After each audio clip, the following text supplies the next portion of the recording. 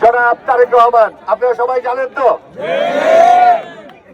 আমরা জাতীয়তাবাদী দল এমন এক দল, বাংলাদেশ জন্মলগ্ন থেকে আমরা সকল ক্রান্তি লগ্নে জাতীয়তাবাদী দল বাংলাদেশের মানুষের পাশে ছিল, ঠিক না?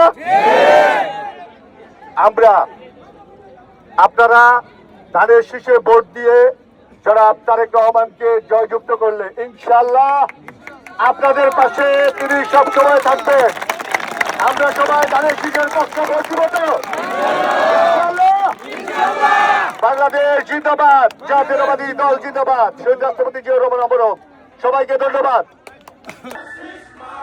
মাগন্দের বলে যায় মাগন্দের বলে যায়